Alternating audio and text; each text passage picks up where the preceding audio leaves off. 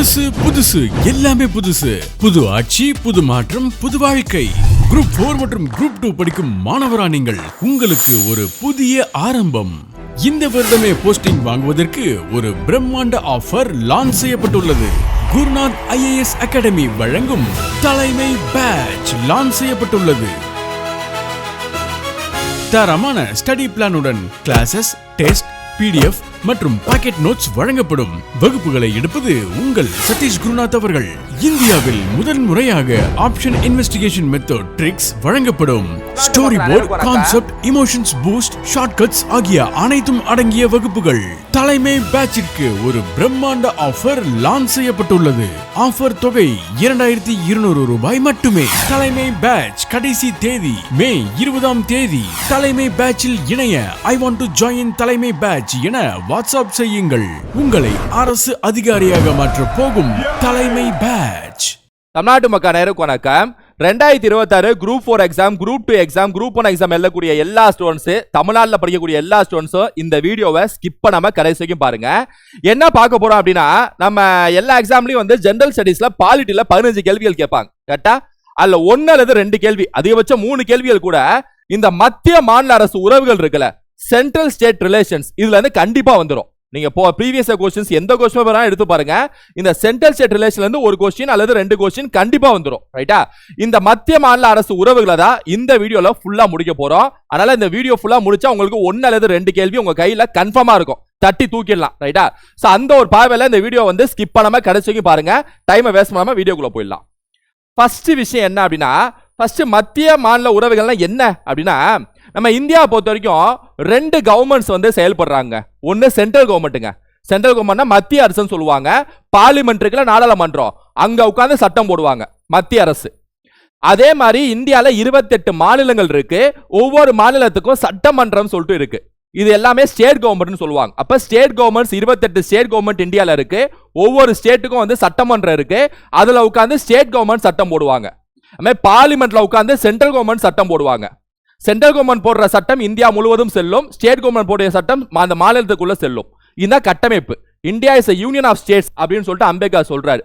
எல்லா மாநிலங்களின் ஒன்றியம் தான் இந்தியா அப்படின்னு சொல்லிட்டு சொல்றாரு. இந்த சென்ட்ரல் கவர்மெண்ட்டுக்கும் ஸ்டேட் கவர்மெண்ட்டுக்கும் இருக்கக்கூடிய ரிலேஷன்ஸ் இருக்குல்ல, அதுதான் இந்த டாபிக். மத்திய மாநில அரசு உறவுகள்ல சட்ட உறவுகள் என்ன, நிர்வாக உறவுகள் என்ன, நிதி உறவுகள் என்ன, அது சம்பந்தப்பட்ட ஆணையங்கள் என்ன போட்டிருக்காங்க, அதை தான் பார்க்க போறோம். ரைட்டா? சோ மைண்ட் செட் ஆயிட்டீங்களா? இந்த மைண்ட் செட்டோட ஃபுல்லா கவனிங்க. கண்டிப்பா இதுல இருந்து 1 அல்லது 2 கேள்வி வரும். அதனால அந்த மைண்ட் செட்டோட கவனிங்க, ஸ்கிப் பண்ணாதீங்க, கரெக்டா கவனிங்க.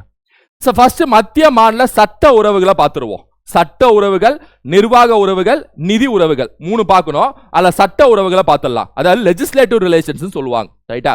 அதுல ஃபர்ஸ்ட் நம்ம இது எந்த ஆர்டிகல்ல இருந்து எந்த ஆர்டிகல் வரைக்கும் இதை பத்தி அம்பேத்கர் எழுதியிருக்காரு அப்படின்னா, ஆர்டிகல் 245 இருந்து ஆர்டிகல் 255 தனித்தனியா பின்னாடி பார்ப்போம். இப்போதைக்கு இந்த ரேஞ்சை மட்டும் ஞாபகம் வச்சுங்க.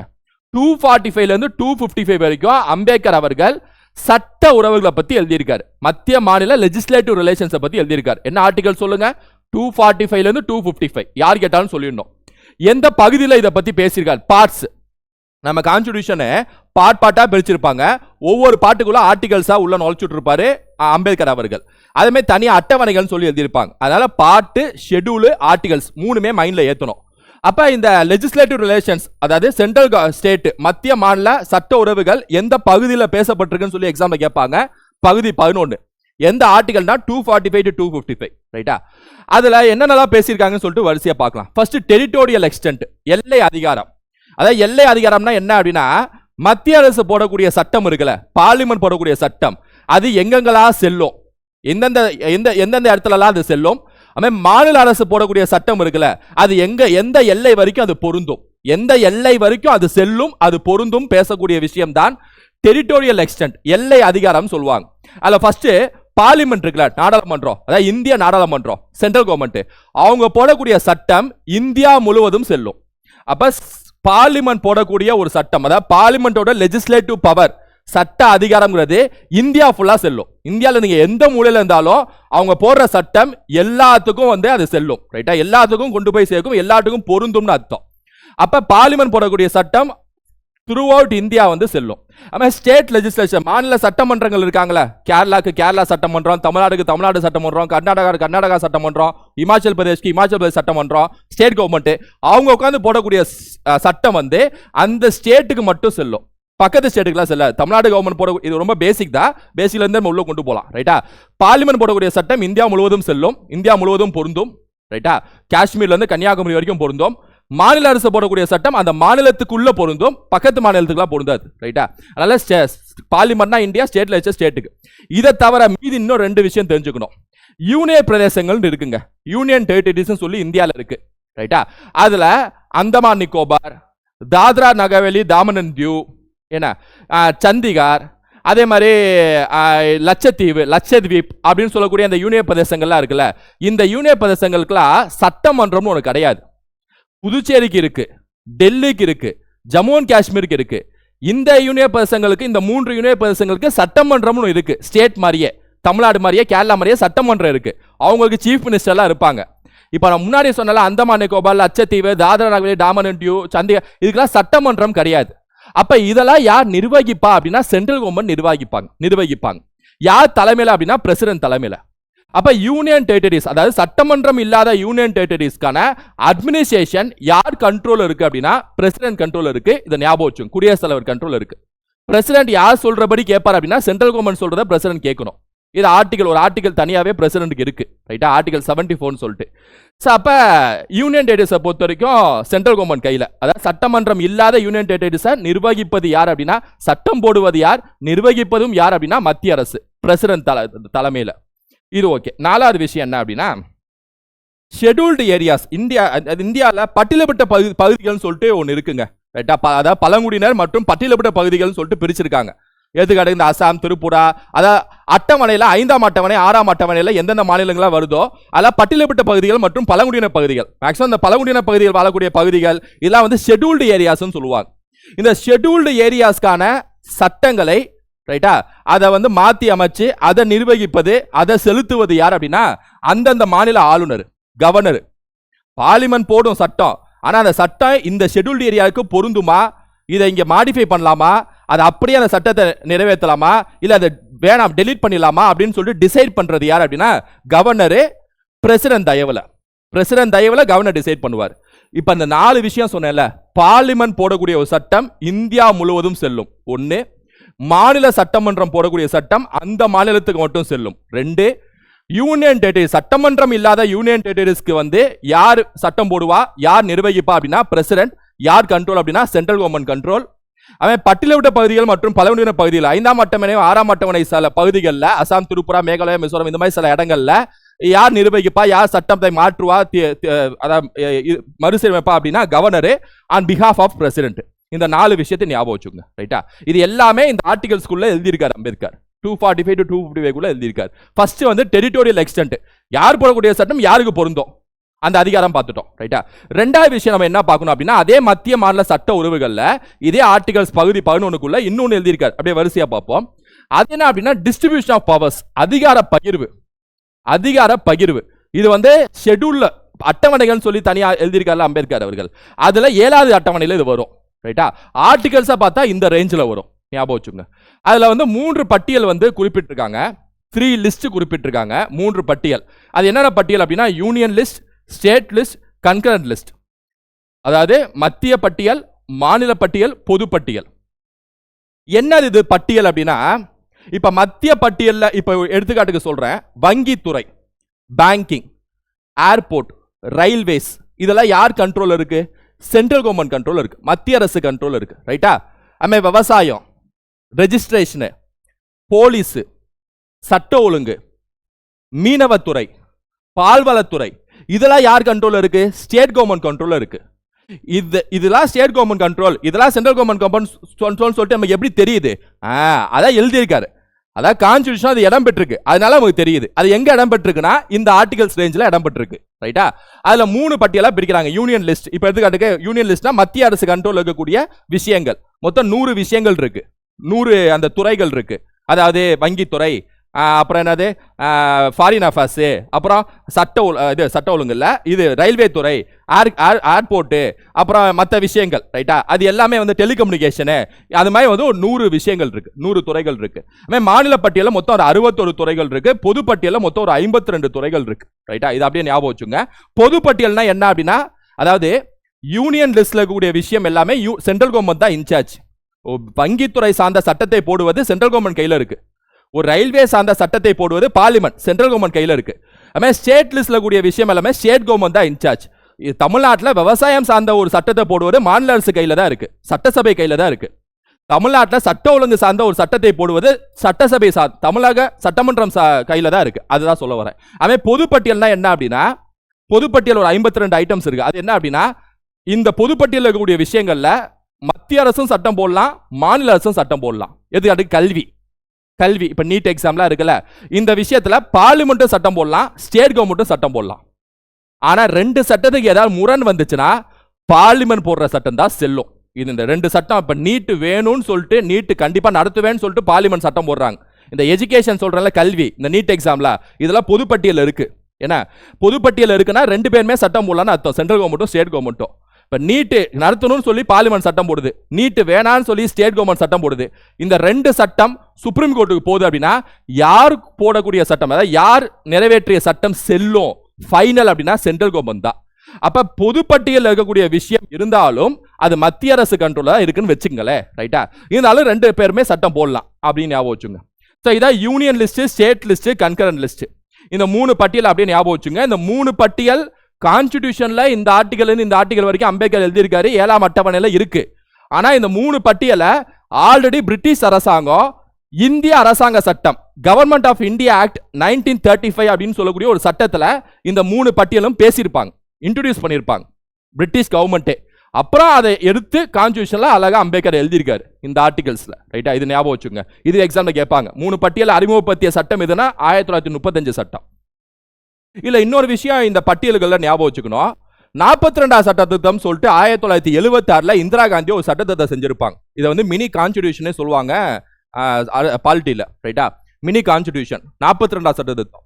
அதுல என்ன செஞ்சிருப்பாங்க இந்திரா காந்தி அவர்கள் அப்படின்னா, இப்ப நான் கல்வி வந்து பொதுப்பட்டியல்னு சொன்னேன்ல, ஆக்சுவலா முன்னாடி வந்து அது பொதுப்பட்டியல இருந்திருக்காது, மாநில பட்டியல இருந்திருக்கும், ஸ்டேட் கவர்மெண்ட் கண்ட்ரோல் இருந்திருக்கும்.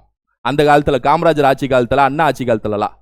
அதுக்கப்புறம் இந்திரா காந்தி தான் 1976ல அந்த கல்வியை வந்து மாநில பட்டியல இருந்து பொதுப்பட்டியலுக்கு மாத்திருப்பாங்க.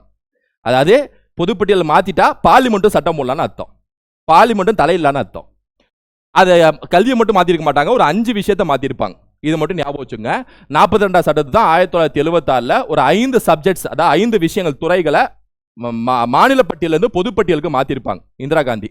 மாநில பட்டியலிருந்து பொதுப்பட்டியல். அப்பனா இந்த 5 விஷயம் இப்ப பொதுப்பட்டியல் இருக்குன்னு அர்த்தம். என்னென்ன விஷயம்?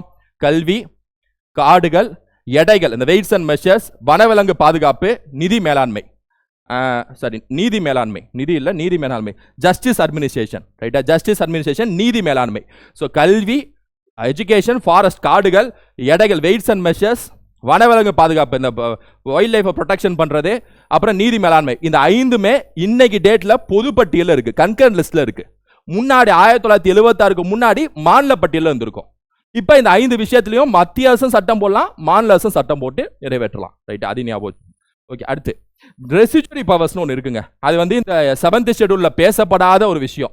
அதாவது 7ஆம் அட்டவணையில் நான் சொன்னேன்ல, 7ஆம் அட்டவணை மற்றும் இந்த ஆர்டிகல்ஸ்ல இவ்வளோ விஷயம் எழுதியிருக்காங்க, ரைட்டா? இவ்வளோ விஷயம் லிஸ்டா எழுதியிருக்காங்க. வங்கித்துறை, இல்லை சட்ட ஒழுங்கு, மீனவத்துறை, ஏன்னா ஐடி துறை, இது மாதிரி நிறைய எழுதியிருக்காங்க. இப்போ இந்த துறை, இந்த விஷயத்துல இல்லாத ஒண்ணுனா, இப்போ ஆர்டிஃபிஷியல் இன்டெலிஜென்ஸ் சொல்லி ஒன்று வந்திருக்கு, ரொபாட்டிக்ஸ் சொல்லி ஒன்று வந்திருக்கு, டேட்டா சயின்ஸ் சொல்லி ஒன்று வந்திருக்கு. புதுசா வருதுல, புதுசா இன்ஜினியரிங் நிறைய வருதுல.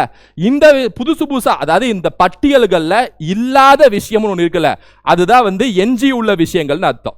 அதாவது ரெசிஜுவரி சப்ஜெக்ட்ஸ்னு அர்த்தம், ரெசிஜுவரி ஐட்டம்ஸ்னு அர்த்தம். அப்ப இந்த 3 பட்டியல்ல இல்லாத ஒரு துறை, இல்லாத ஒரு விஷயத்துல யார் சட்டம் போட முடியும் அப்படின்னா சென்ட்ரல் கவர்மெண்ட் சட்டம் போட முடியும். என்ஜிஓல அதிகாரம் யார் கையில் இருக்குன்னா மத்திய அரசு கையில் இருக்கு. அப்ப ஞாபகம் வச்சுக்கோங்க, யூனியன் லிஸ்ட்னு சொல்லிட்டு ஒரு 100 சப்ஜெக்ட், அதுல சென்ட்ரல் கவர்மெண்ட் சட்டம் போட முடியும். ஸ்டேட் லிஸ்ட்னு சொல்லிட்டு ஒரு 61, அதுல ஸ்டேட் கவர்மெண்ட் சட்டம் போட முடியும். பொதுப்பட்டியல்னு சொல்லிட்டு ஒரு 52, அதுல ஸ்டேட் கவர்மெண்ட்டும் சட்டம் போடலாம், சென்ட்ரலும் சட்டம் போடலாம். சுப்ரீம் கோர்ட்டுக்கு போச்சுன்னா சென்ட்ரல் கவர்மெண்ட் போடுற சட்டம் தான் செல்லும் ஃபைனலா. இது 3. அதை தாண்டி எஞ்சியுள்ள அதிகாரம்ங்கிறது 3 பட்டியல்ல இல்லாத ஒண்ணு. அதுல யார் சட்டம் போடலாம் அப்படின்னா சென்ட்ரல் கவர்மெண்ட் சட்டம் போடலாம், மத்திய அரசு சட்டம் போடலாம். ஞாபகம் வச்சுங்க. சரி, இதெல்லாம் அப்படியே ஞாபகம் வச்சுங்க. மொத்தம் ஒரு 5 விஷயத்தை வந்து இந்திரா காந்தி 1976ல மாநிலத்துல இருந்து பொதுப்பட்டியலுக்கு மாத்துறாங்க. இப்ப இந்த நான் சொன்னேன்ல, அந்த மேல ஸ்டேட் லிஸ்ட், கன்கரண்ட் லிஸ்ட் அவங்களுக்கு காட்டினா உங்களுக்கு புரியும். இப்ப யூனியன் லிஸ்ட்னு சொன்னேன்ல, இங்க பாருங்க டிஃபென்ஸ்னா பாதுகாப்புத்துறை யார் கண்ட்ரோல்ல இருக்கு? மத்திய அரசு கண்ட்ரோல்ல தானே இருக்கு. டிஃபென்ஸ் மினிஸ்டர்னு ஒருத்தவங்க இருக்காங்களே நம்ம இந்தியாவுக்கு. ஸோ பாதுகாப்புத்துறை அமைச்சர். அட்டாமிக் எனர்ஜி, இந்த அட்டாமிக் எனர்ஜி, நியூக்ளியர் எனர்ஜி எல்லாமே சென்ட்ரல் கவர்மெண்ட் கையில் இருக்கு. மேக்ஸிமம் சயின்ஸ் சார்ந்த விஷயங்கள் எல்லாமே சென்ட்ரல் கவர்மெண்ட் கையில் இருக்குன்னு ஞாபகம் வச்சுங்க. DRDO, அட்டாமிக் எனர்ஜி, இஸ்ரோ, சயின்ஸ்னாலே சென்ட்ரல் கவர்மெண்ட் அப்படி வச்சுங்களேன். அப்புறம் ஃபாரின் அஃபேர்ஸ், மற்ற இன்டர்நேஷனல் தொடர்புகள்னா அதுவும் central government. War and peace central, banking central, railway central, post and telegraph central, railways, airways central, ports, foreign trade இதெல்லாம் சென்ட்ரல். அதுமாதிரி ஸ்டேட் கவர்மெண்ட் கண்ட்ரோலில் பாருங்களேன், மக்கள் நலன் சார்ந்த துறைகள், விவசாயம், இந்த மாதிரி விஷயம்லாம் ஸ்டேட் கவர்மெண்ட் கண்ட்ரோல் இருக்கும். இப்போ விவசாயம், போலீஸ், பிரிசன், லோக்கல் கவர்மெண்ட், அதாவது பஞ்சாயத்து, முனிசிபாலிட்டி, பப்ளிக், சுகாதாரம், நிலம், liquor, trade, commerce, livestock, அதாவது அந்த கால்நடைகள் மற்றும் ஸ்டேட் பப்ளிக் சர்வீஸ் இதெல்லாமே ஸ்டேட் கவர்மெண்ட் கண்ட்ரோல் இருக்கு. பொதுப்பட்டியல் பாருங்க, education, forest, trade union, adulteration எல்லாமே வந்து பொது 2 கவர்மெண்ட் கண்ட்ரோல்லையும் இருக்கும். ரைட்டா? ஸோ இதை வந்து சும்மா எடுத்துக்காட்டுக்கு உங்களுக்கு காட்டுறேன். ஸோ இதான் வந்து சட்ட உறவுகளில் 2வது விஷயம் முடிச்சாச்சு. அதே சட்ட உறவுகளில் 3வது விஷயம் என்ன அப்படின்னா, இந்த ஆர்டிகல்லே அம்பேத்கர் எழுதியிருக்காரு, பார்ட் 11 எழுதியிருக்காரு. என்ன அப்படின்னா, பார்லிமெண்ட் லெஜிஸ்லேஷன் இன் ஸ்டேட் ஃபீல்டு, மாநில துறையில் நாடாளுமன்றம் தலையிடுதல். அதாவது மாநில பட்டியலில் இருக்கக்கூடிய விஷயம் மேல பார்த்தோம்ல, அந்த மாநில பட்டியலில் இருக்கக்கூடிய விஷயம் எல்லாமே மாநில அரசு சட்டம் போட்டு நிறைவேற்றக்கூடிய விஷயம், விவசாயம், சட்ட ஒழுங்கு எல்லாம். ஆனா அம்பேத்கர் இதே ஆர்டிகல்ஸ் வரிசையில இன்னும் எக்ஸ்ட்ரா சில விஷயம் எழுதியிருக்காரு. மாநில பட்டியலில் இருந்தாலும் கூட, அதாவது விவசாயம், காவல்துறை, மீனவத்துறை எல்லாமே ஸ்டேட் லிஸ்ட்ல இருந்தாலும் கூட சில சமயத்துல சில சிச்சுவேஷன்ல பார்லிமெண்ட் தலையிட முடியும். அதாவது சென்ட்ரல் கவர்மெண்ட் தலையிட்டு அவங்க அந்த விஷயத்துல சட்டம் போட முடியும் அப்படின்னு சொல்லிட்டு எழுதியிருக்காரு இந்த ஆர்டிகல்ஸ்ல. எப்படி, என்னென்ன விஷயம், எந்தெந்த தருணத்துல, எந்தெந்த சிச்சுவேஷன்லனா மொத்தம் ஒரு 5 சிச்சுவேஷன், ஒரு 5 காரணிகள்ல பார்லிமெண்ட் ஸ்டேட் லிஸ்ட்ல இருக்கக்கூடிய விஷயத்துல பார்லிமெண்ட் சட்டம் போடலாம், மாநில பட்டியலில் இருக்கக்கூடிய விஷயத்துல. அது என்னென்ன விஷயம் அப்படின்னா, ஃபர்ஸ்ட் ராஜ்யசபா ஒரு ரெசல்யூஷன் பாஸ் பண்ணா பார்லிமெண்ட் மாநில பட்டியலில் இருக்கக்கூடிய விஷயத்தை எடுத்து சட்டம் போடலாம். ராஜ்யசபா, அதாவது நாடாளுமன்றத்தில் 2 அவை இருக்கு, மக்களவை, மாநிலங்களவை, லோக்சபா, ராஜ்யசபா. இல்ல ராஜ்யசபா, மாநிலங்களவைங்கிறது ஒரு இன்டைரக்ட் எலெக்ஷன், மறைமுக தேர்தல் மூலமாக எம்பி போவாங்க. ரைட்டா? அதாவது எல்லா சட்டமன்றங்களும் எம்பி அனுப்பி வைப்பாங்கன்னு வச்சுங்களேன், மறைமுக தேர்தல், நம்ம ஓட்டு விட மாட்டோம். அதான் ராஜ்யசபா அர்த்தம். இந்த ராஜ்யசபால ஒரு குறிப்பிட்ட நாள்ல எத்தனை பேர் பிரசன்ட் ஆயிருக்காங்களோ அதுல 2/3 மெஜாரிட்டி, அதாவது பிரசன்ட் அண்ட் ஓட்டிங். ராஜ்யசபா எம்பியில் ஒரு குறிப்பிட்ட நாளில் சில பேர் உட்கார்ந்துருக்காங்க அப்படின்னா அதில் 2/3 மேலே கையை தூக்கி இந்த மாநில பட்டியலில் இந்த விவசாயத்தில் அந்த மாநிலத்துக்கு கேரளாக்கு பார்லிமெண்ட் நீங்கள் சட்டம் போடுங்க அப்படின்னு சொல்லிட்டு ராஜ்யசபா ஒரு ரெசல்யூஷன் பாஸ் பண்ணா 2/3 மெஜாரிட்டியில் அந்த விஷயத்தில் அப்படியே கையில் எடுத்து பார்லிமெண்ட், மத்திய அரசு கேரளாவில் இருக்கக்கூடிய மாநில பட்டியலில் இருக்கக்கூடிய விஷயத்தில் மத்திய அரசு சட்டம் போட முடியும் நாடாளுமன்றத்தில் உட்காந்துக்கிட்டு. அப்படி எழுதியிருக்காங்க. ரைட்டா? அப்ப 2/3 மெஜாரிட்டியில் ராஜ்யசபா அந்த மாநில பட்டியலில் கூடிய விஷயத்தை தூக்குங்க, அதில் சட்டம் போடுங்க அப்படின்னா போட்டுடலாம். ரைட்டா? அது ஒரு ரூட்டு. 2வது நேஷனல் எமர்ஜென்சின்னு சொல்லி அம்பேத்கர் எழுதியிருக்காரு, ஆர்டிகல் 352, 356 இந்த விஷயத்துல பின்னாடி பார்ப்போம். அது என்ன அப்படின்னா, நம்ம நாட்டுக்கு ஏதாவது வார் வந்தாலோ, நாட்டு மிகப்பெரிய ஒரு பிரச்சனை வந்து கலவரம் ஏற்பட்டாலோ, ஏதாவது ஒரு இன்டர்னல் டிஸ்டர்பன்ஸ் ஆனாலோ, இந்த மாதிரி சிச்சுவேஷன்ல எமர்ஜென்சின்னு ஒன்று போடலாம். 352 நேஷனல் எமர்ஜென்சின்னு சொல்லுவாங்க. ரைட்டா? டீட்டெயிலாக பார்ப்போம் பின்னாடி. அப்படி எமர்ஜென்சி போட்டாங்கன்னா ஒட்டுமொத்த விஷயமும் சென்ட்ரல் கவர்மெண்ட் கையில் வந்துடும், எல்லாமே சென்ட்ரல் கவர்மெண்ட் கையில் வந்துடும். ரைட்டா? இந்தியாவே ஒரு ஒற்றை நாடா, ஒற்றை இடமா மாறிடும், ஒரு ஜெர்மனி மாதிரி அந்த மாதிரி ஒரு இடமா மாறிடும். ரைட்டா? ஸோ அப்போ நேஷனல் எமர்ஜென்சி அப்படிங்கிறது ஒன்று நடந்துச்சு அப்படின்னா அந்த சமயத்தில் ஒரு மாநிலத்தில் இருக்கக்கூடிய விஷயத்துல மத்திய அரசு சட்டம் போடலாம், பார்லிமெண்ட் சட்டம் போடலாம். ரைட்டா? அப்ப நேஷனல் எமர்ஜென்சி விஷயத்துல மாநில பட்டியலில் இருக்கக்கூடிய விஷயத்தை எடுத்து சட்டம் போடலாம் நாடாளுமன்றம். ஒரு ராஜ்யசபா ரெசல்யூஷன் பாஸ் பண்ணா மாநில பட்டியலில் தூக்கலாம். ரைட்டா?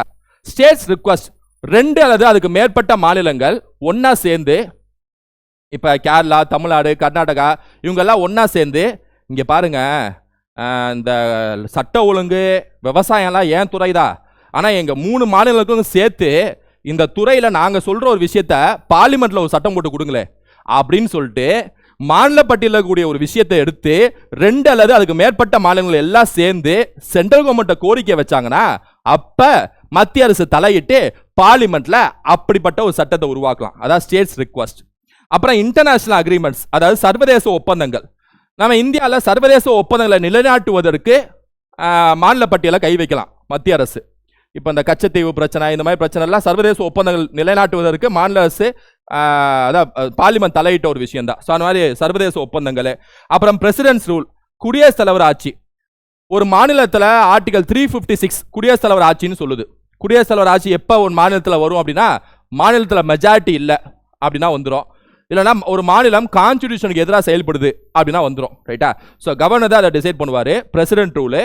அந்த குடியரசுத் தலைவர் ஆட்சி ஒரு மாநிலத்தில் போட்டாங்க அப்படின்னா ஒட்டுமொத்தமாக சென்ட்ரல் கவர்மெண்ட் கையில் அந்த மாநிலம் வந்துடும். ரைட்டா? அந்த சமயத்தில் ஸ்டேட் லிஸ்ட்டில் இருக்கக்கூடிய விஷயத்தில் நாடாளுமன்றம் தலையிட முடியும்.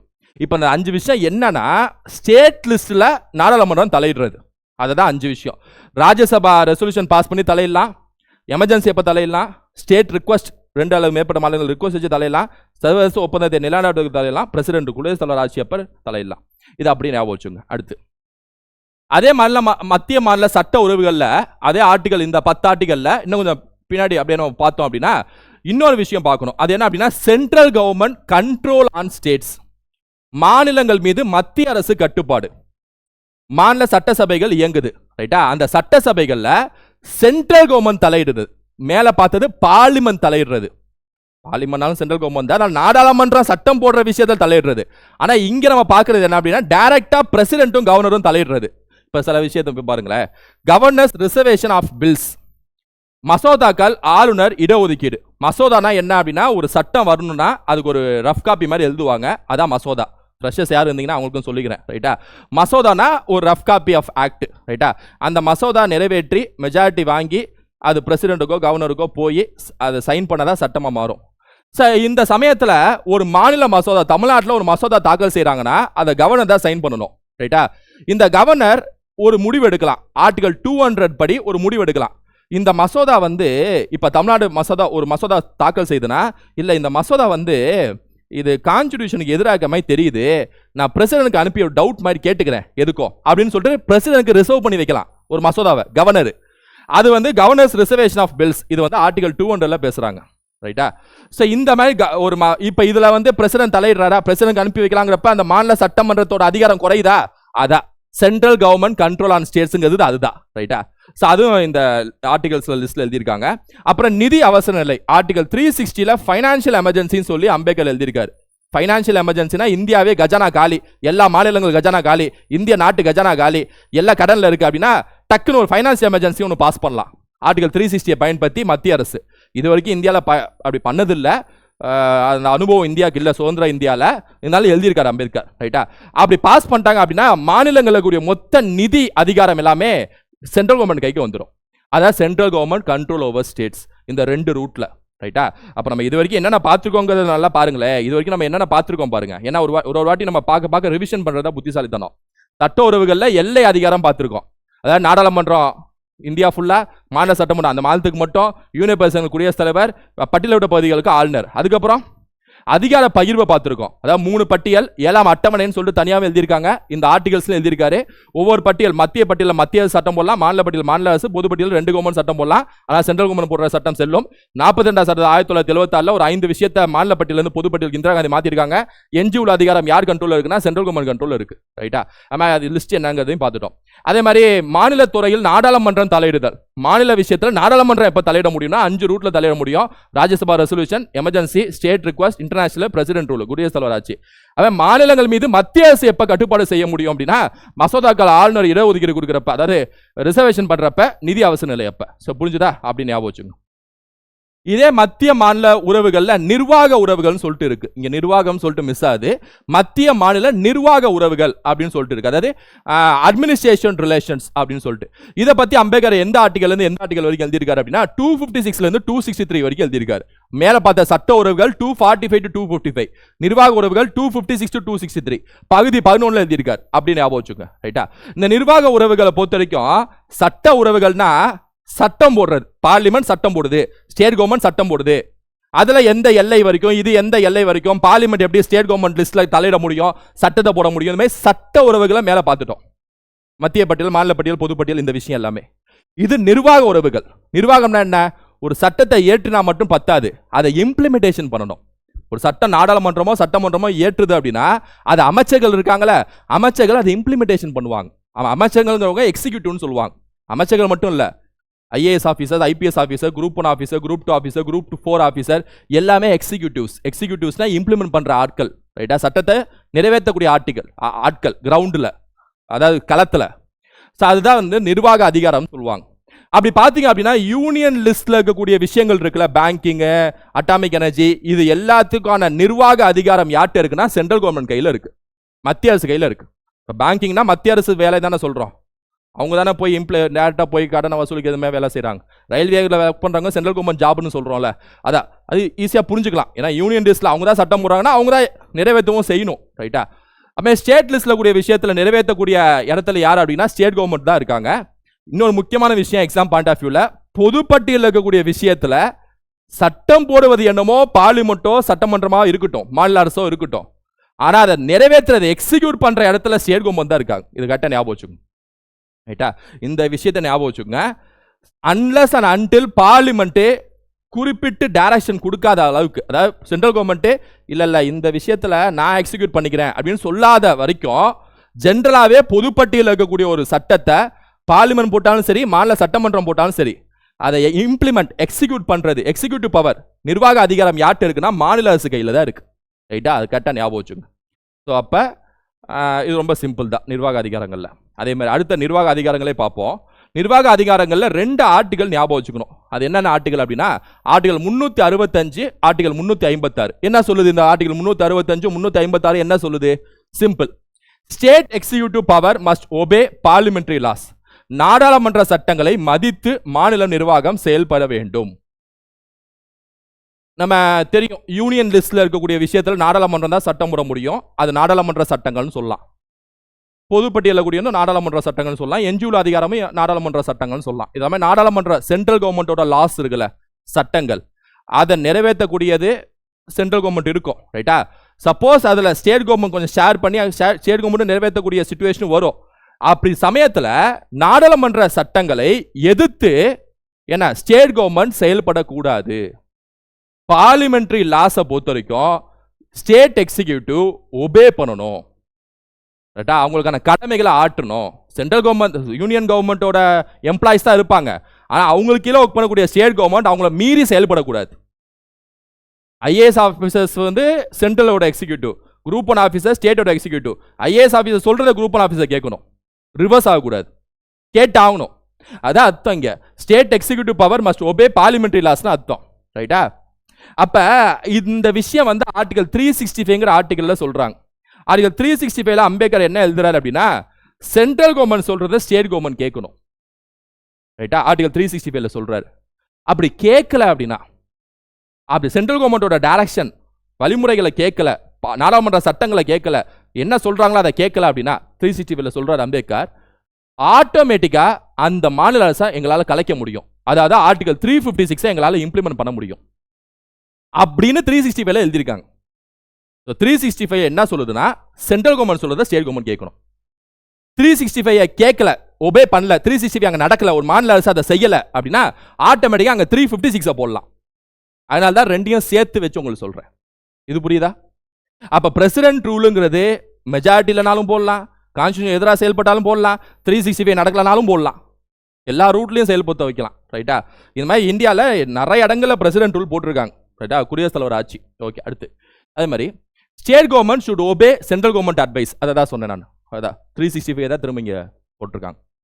மத்திய மாநில நிர்வாக உறவுகளில் அதே ஆர்டிகல் 256 to 263 பகுதி 11 அப்படியே கண்டினியூ பண்ணுவோம். கடைசியா அனைத்து இந்திய சேவைகள் நிர்வாக உறவுகள்ல நம்ம என்னென்ன பார்த்திருப்போம்? நிர்வாக உறவுகள்ல ஒவ்வொரு பட்டியலில் கூடிய நிர்வாக உறவுகள் யார் இம்ப்ளிமெண்ட் பண்றான்னு பார்த்திருப்போம். அப்புறம் சென்ட்ரல் கவர்மெண்ட் சொல்றதை ஸ்டேட் கேட்கணும், அந்த நிர்வாகத்தை பார்த்திருப்போம், இல்லைன்னா கலச்சு விடலான்னு பற்றி பார்த்திருப்போம். அதே மாதிரி அனைத்து இந்திய சேவைகள், அதாவது all India services, state public service commission, UPSC, joint public service commission, 3 இருக்கு. நம்ம தெரிஞ்சது, உங்களுக்கு பிரதானமாக தெரிஞ்சது ஃபேமஸ் தான், ரைட்டா? டிஎன்பிஎஸ்சி. டிஎன்பிஎஸ்சினா ஸ்டேட் பப்ளிக் சர்வீஸ் கமிஷன். கேரளாக்கு கேபிஎஸ்சி, தெலுங்கானாக்கு டிபிஎஸ்சி அப்படின்னு சொல்லிட்டு வரும். ஸோ அப்போ ஸ்டேட் பப்ளிக் சர்வீஸ் கமிஷன், யூபிஎஸ்சினா யூனியன் பப்ளிக் ஐஏஎஸ் ஐபிஎஸ், அதே ஜாயிண்ட் பப்ளிக் சர்வீஸ் கமிஷனா ரெண்டு மாநிலங்கள் சேர்த்து இருக்கக்கூடிய ஒரு பப்ளிக் சர்வீஸ் கமிஷன்ல ஜேபிஎஸ்சின்னு சொல்லுவாங்க, ஜாயிண்ட் பப்ளிக் சர்வீஸ் கமிஷன் சொல்லுவாங்க ஜேபிஎஸ்சி. இதெல்லாம் யார் நியமனம் செய்வா, யார் ரிமூவ் பண்ணுவா, நீக்கம் செய்வான்னு சொல்லிட்டு எக்ஸாம்ல கேட்பாங்க, பார்த்துருவோம். டிஎன்பிசி அதாவது ஸ்டேட் பப்ளிக் சர்வீஸ் கமிஷனோட சேர்மேன் மற்றும் உறுப்பினர்களை யார் அப்பாயின்மெண்ட் பண்ணுவா அப்படின்னா கவர்னர், நியமனம் வந்து ஆளுநர். யார் நீக்குவா அப்படின்னா குடியரசுத் தலைவர். டிஎன்பிஎஸ்சியோட சேர்மேன் மெம்பர்ஸ் அப்பாயின்மெண்ட் பண்றது கவர்னர், நீக்குவது குடியரசுத் தலைவர். அதுமாதிரி யூபிஎஸ்சி சேர்மேன் மெம்பர்ஸ் அப்பாயின்மெண்ட் பண்றது பிரசிடென்ட், நீக்குறதும் பிரசிடென்ட். ரைட்டா? அதுமாதிரி ஜேபிஎஸ்சி ஜாயிண்ட் ரெண்டு மாநிலங்களுக்கு சேர்த்து ஒரு பப்ளிக் சர்வீஸ் கமிஷன் இருக்கலாம்னு சொன்னேன்ல, அது ஜேபிஎஸ்சின்னு பேரு. அதை நியமனம் செய்வதும் பிரசிடென்ட், நீக்குவதும் பிரசிடென்ட். ஸோ அப்போ இங்கே எங்கே மட்டும் மாறுதுன்னு பார்த்தீங்கன்னா இங்கே மட்டும் தான் மாறுது. அதாவது எஸ்பிஎஸ்சியோட நியமனம் மட்டும் ஆளுநர், அதை மட்டும் ஞாபகம் வச்சுங்க, மீதி எல்லாமே குடியரசுத் தலைவர். ரைட்டா? இது வரைக்கும் நம்ம பார்த்தது என்ன அப்படின்னா இந்த சட்ட உறவுகள் பார்த்தாச்சு, நிர்வாக உறவுகள் அதாவது லெஜிஸ்லேட்டிவ் ரிலேஷன்ஸ், அட்மினிஸ்ட்ரேட்டிவ் ரிலேஷன்ஸ் பார்த்தாச்சு, அது சம்மந்தப்பட்ட ஆர்டிகல்ஸ், அதில் இருக்கக்கூடிய விஷயங்கள் எல்லாமே பார்த்தாச்சு. இப்போ நம்ம நிதி உறவுகளை பார்க்கலாம். ஃபைனான்சியல் ரிலேஷன்ஸ், அது சம்மந்தப்பட்ட ஆர்டிகல்ஸ் ரொம்ப மெயின். மேலே பார்க்குறதுல வந்து நம்ம ஃபுல் கான்செப்ட்ல இருந்து எக்ஸாம்ஸ் கேள்வி கேட்டிருக்காங்க. ஆனால் ஃபைனான்சியல் ரிலேஷன்ஸ் பொறுத்த வரைக்கும் ஆர்டிகல்ஸ் வந்து கேள்வி கேட்பாங்க. ரைட்டா? ஃபைனான்சியல் ரிலேஷன்ஸ் அதாவது சென்ட்ரல் கவர்மெண்ட்டுக்கும் ஸ்டேட் கவர்மெண்ட்டுக்கும் மத்திய அரசுக்கும் மாநில அரசுக்கும் இருக்கக்கூடிய நிதி அதிகாரம் இருக்குல்ல, டாக்ஸை வசூலிக்கிறது, ஏன்னா டாக்ஸ் எவ்வளோன்னு சொல்லிட்டு இம்ப்ளிமெண்ட் பண்றது, இந்த மாதிரி விஷயங்கள் இருக்குல்ல, இதான் ஃபைனான்சியல் ரிலேஷன்ஸ் சொல்லுவாங்க. ரைட்டா? அந்த பணம் சம்பந்தப்பட்ட போக்குவரத்து எல்லாமே வந்து நிதி உறவுகள்ல வந்துடும். இந்த நிதி உறவுகள் எந்த ஆர்டிகல் வரைக்கும் அதாவது எந்த ஆர்டிகல் இருந்து எந்த ஆர்டிகல் வரைக்கும் அம்பேத்கர் எழுதியிருக்காரு அப்படின்னா 268 இருந்து 293 வரைக்கும் எழுதியிருக்காரு. 268 இருந்து 293 வரைக்கும் பகுதி 12 ஞாபகம் வச்சுங்க. பகுதி 12 ஃபைனான்சியல் ரிலேஷன்ஸ் பொறுத்த வரைக்கும் பார்ட் 12 எக்ஸாம்ல கேட்பாங்க, கரெக்டாக ஞாபகம் வச்சுக்கணும். அதில் ஒவ்வொரு ஆர்டிகல் வைஸ் பார்த்துருவோம். ஆர்டிகல்ஸ் பிளஸ் சட்ட திருத்தம் இதான் எக்ஸாம்ல கேட்டிருக்காங்க. எக்ஸாம் பாயிண்ட் ஆஃப் வியூல பார்த்துடலாம். ஃபர்ஸ்ட் ஆர்டிகலை பொறுத்த வரைக்கும் 268ங்க, 268ங்க. அதாவது 268 ஆர்டிகல் என்ன சொல்லுதுன்னா, இது ப்ரீவியஸ் கேட்ட கொஸ்டின். 268 ஆர்டிகல் என்ன சொல்லுதுன்னா, மத்திய அரசால் விதிக்கப்படும் வரிகள் மாநிலங்களால் வசூலிக்கப்பட்டு உரியதாக்கப்படுகின்றன. அதாவது taxes levied by the centre. மத்திய அரசு ஒரு டாக்ஸ் இத்தனை % சொல்லிட்டு அது நியமிக்கும். ரைட்டா? அது வந்து அதை வந்து இன்ட்ரோடியூஸ் பண்ணுவாங்க. Tax levied by the centre but collected and appropriate by the states. ஆனால் அந்த டாக்ஸை வசூலிக்கிறது, அதை பிரிக்கிறது எல்லாமே வந்து பிரிச்சு கொடுக்கிறது, டிஸ்ட்ரிபியூட் பண்றது எல்லாமே மாநிலங்கள் கையில் இருக்கும். Tax levied by the centre, மத்திய அரசு விதிக்கக்கூடிய வரியை கலெக்ட் பண்றது, அப்புறம் அதாவது அந்த டிஸ்ட்ரிபியூட் பண்றது, அசைன் பண்றது எல்லாமே ஸ்டேட்ஸா இருக்கும். இப்படி இதை ஞாபகம் வச்சுங்க. ரைட்டா? Tax levied by the centre but collected and distributed, அதாவது அப்ராப்ரியேட்டட் பை த ஸ்டேட்ஸ். கரெக்டாக ஞாபகம் வச்சுங்க. இப்படிப்பட்ட ஆர்டிகல் வந்தா 268. என்னென்ன வரிகள்லாம் பார்த்தா நம்ம டைம் இல்லை, கரெக்டாக இந்த ஆர்டிகல் இந்த இது அதை மட்டும் ஞாபகம் வச்சுங்க. ரைட்டா? அதே மாதிரி அடுத்து அந்த ஆர்டிகல் 269 269 என்ன சொல்றாங்க பாருங்க. Taxes levied and collected by the centre but assign to the states. டாக்ஸை விதிக்கிறதும் வரியை விதிக்கிறதும் அதை வசூலிக்கிறதும் மத்திய அரசு கையில் இருக்கு. அதை பிரிச்சு கொடுக்கறது மாநிலங்களுக்கு கொடுப்பாங்க. மத்திய அரசு விதிச்சு வசூலிச்சு மாநிலங்களுக்கு கொடுப்பாங்க. அப்படிப்பட்ட ஆர்டிகல் தான் 269. மத்திய அரசால் விதிக்கப்பட்டு வசூலிக்கப்படும் வரிகள் மாநிலங்களுக்கு ஒதுக்கப்படுகின்றன. ஃபர்ஸ்ட் 268 என்னன்னா டாக்ஸ் வரியை விதிச்சிடும், அதுக்கப்புறம் கலெக்ட் பண்ணி அப்ராப்ரியேட் பண்ற அந்த எல்லா வேலைகளும் செய்யறது, எக்ஸிக்யூட்டிவ் வேலை, நிர்வாக வேலைகள் எல்லாமே செய்யறது யார் அப்படின்னா ஸ்டேட். 268 அப்படிப்பட்ட வரிகள் லிஸ்ட் இருக்கா, நம்ம தனியா அதை பின்னாடி பார்ப்போம். 269 என்ன அப்படின்னா ஒரு டாக்ஸை, சில டாக்ஸஸை சென்ட்ரல் கவர்மெண்ட் வந்து விதிச்சு அதை கலெக்ட் பண்ணிடுவாங்க, ஸ்டேட்டுக்கு கொடுப்பாங்க. ரைட்டா? இது வந்து 269. கரெக்டாக ஞாபகம் வச்சுங்க. இந்த ரெண்டு ஆர்டிகல் அப்படியே ஞாபகம் வச்சுங்க, கேட்டிருப்பாங்க. ஒன்றில் வந்து டாக்ஸ் விதிக்கிறது மட்டும் சென்ட்ரல் கவர்மெண்ட் வேலை, இன்னொன்று டாக்ஸ் விதிச்சு கலெக்ட் பண்ணுறது சென்ட்ரல் கவர்மெண்ட் வேலை. அப்படி ஞாபகம் வச்சுங்க.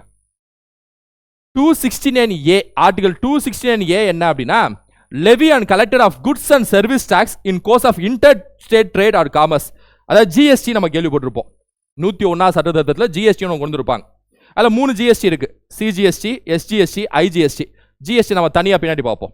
இப்போதைக்கு அதில் வந்து இந்த இன்டர்ஸ்டேட் ட்ரேட், அதாவது ஐஜிஎஸ்டி, அதாவது ஒரு மாநிலங்களுக்கும் இன்னொரு மாநிலங்களுக்கும் இடையே இருக்கக்கூடிய அந்த ஜிஎஸ்டி இருக்குல்ல, அந்த குட்ஸ் சரக்கு நகரத்துல அந்த சரக்கு அந்த போக்குவரத்துல வரியை வசூலிக்கக்கூடிய விஷயம், அதான் வந்து ஆர்டிகல் 269A பேசுது.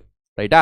இன்டர்ஸ்டேட் ட்ரேட்ல ஜிஎஸ்டி பத்தி பேசக்கூடிய ஆர்டிகல், மாநிலங்களுக்கு இடையான வர்த்தகத்துல ஜிஎஸ்டி பத்தி பேசக்கூடிய ஆர்டிகல், வசூலிக்கிறத பத்தி பேசக்கூடிய ஆர்டிகல் எந்த ஆர்டிகல் கேட்பாங்க? 269A எழுதிருங்க. ரைட்டா?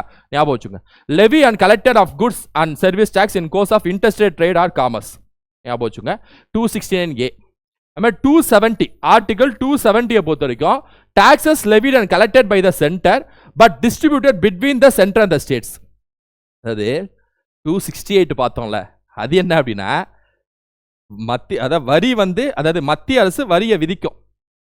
மத்திய அரசு வரியை விதிக்கும், அப்புறம் கலெக்ட் பண்ணி டிஸ்ட்ரிபியூஷன் செய்கிற வேலையை மாநிலங்கள் பார்க்கும். ஒவ்வொரு மாநிலம் பார்க்கும். 268. 269 என்ன அப்படின்னா வரியை விதிச்சு வசூலிக்கிற வேலையை, ஒரு சில வரிகளை விதிச்சு வசூலிக்கக்கூடிய வேலையை மத்திய அரசு செய்யும், அப்புறம் மாநிலங்களுக்கு கொடுப்பாங்க. 269.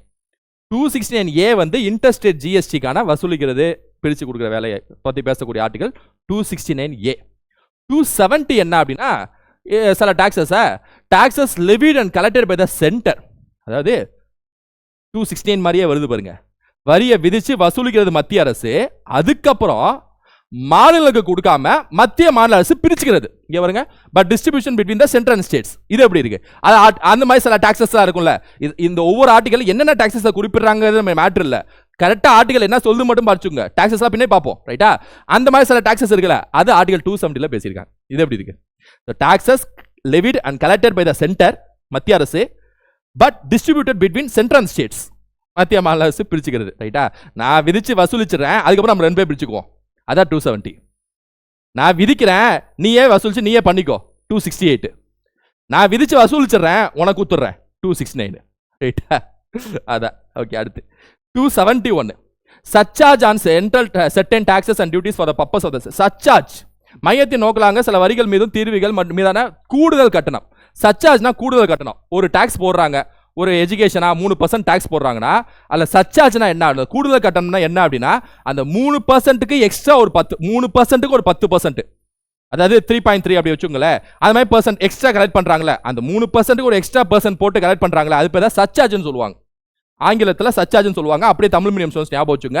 அதை பற்றி பேசக்கூடிய ஆர்டிகல் 271, ரைட்டா? 271 வந்து சர்சார்ஜை பற்றி பேசுது. Surcharge on certain taxes and duties for purpose of the central government கையில்.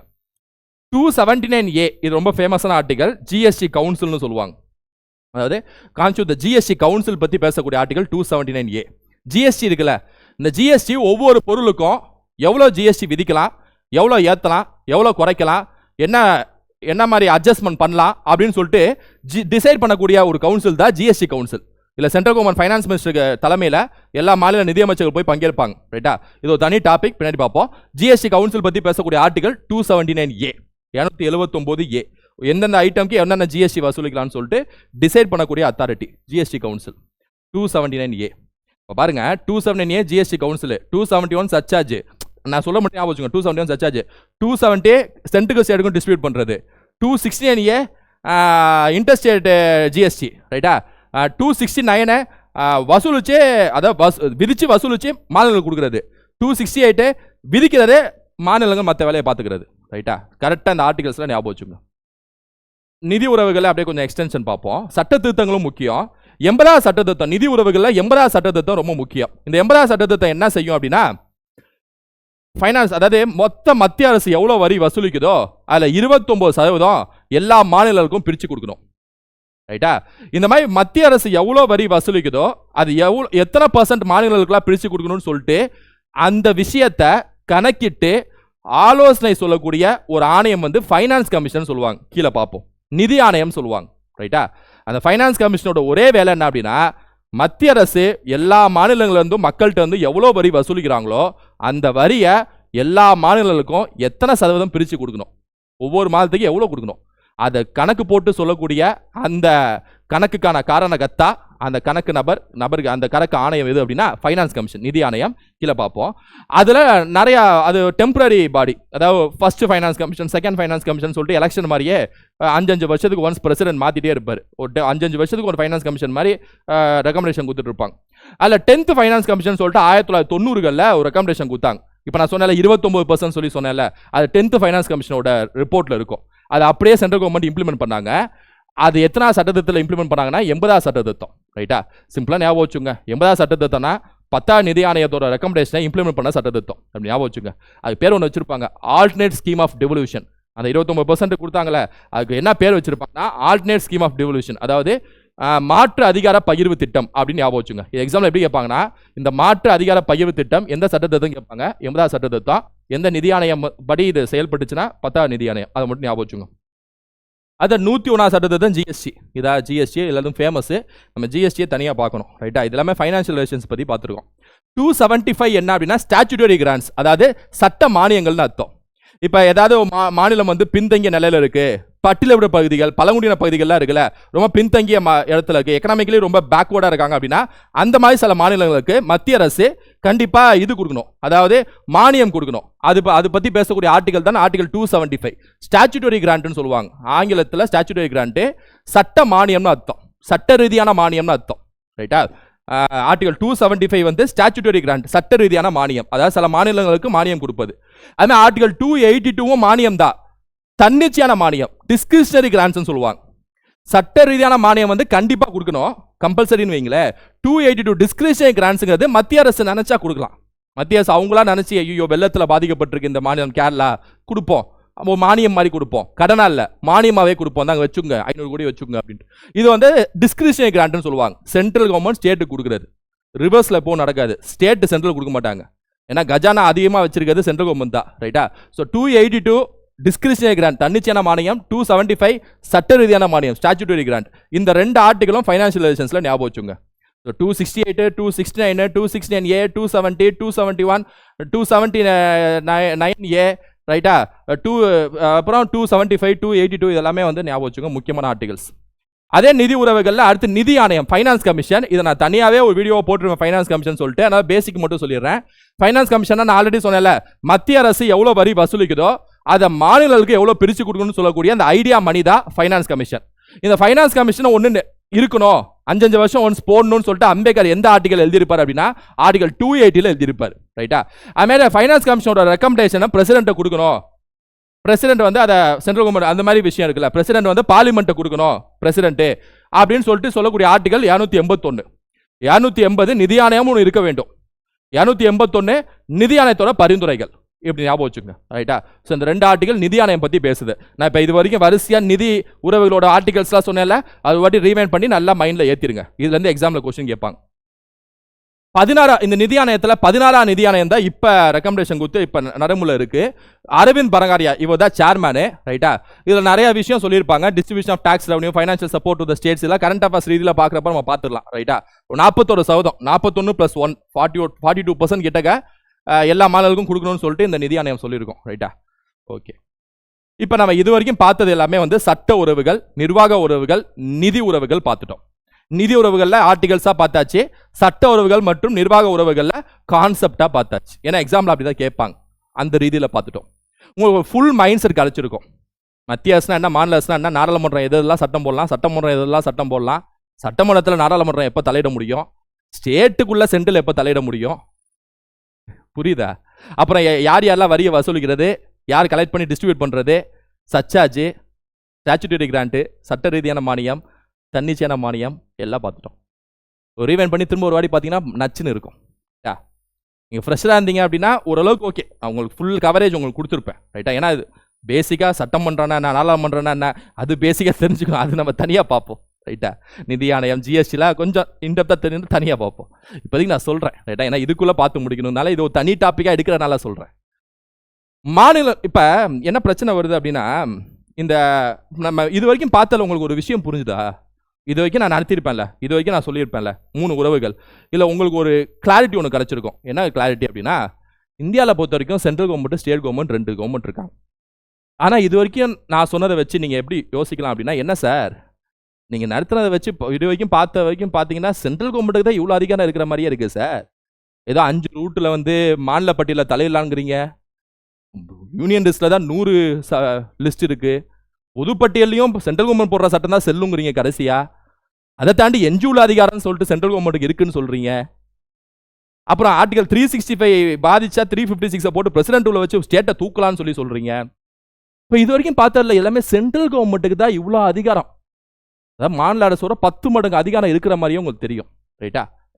அப்போ ஆட்டோமேட்டிக்காக என்ன நடக்கும் யோசிங்க. அப்போ என்ன கான்ஸ்டியூஷனில் இந்த அளவுக்கு சென்ட்ரல் கவர்மெண்ட்டுக்கு அதிகாரம் இருக்கும், ஸ்டேட்டுக்கு அப்போ எங்களோட சுயாட்சியாக நாங்கள் எங்களுக்கு அதிகாரமே பெருசாக இல்லையா அப்படின்னு சொல்லிட்டு சுதந்திர இந்தியாவில் அந்தந்த காலகட்டத்தில் ஒவ்வொரு மாநில அரசும் ரைட்டா மத்திய அரசுகிட்ட எங்களுக்கு அதிகாரம் கொடுங்க, அதாவது பொதுப்பட்டியலில் கூடிய விஷயம் எல்லாத்தையும் எங்கள் மாநில பட்டியலில் போடுங்க, மத்திய அரசு இதெல்லாம் தலையிடாதீங்க.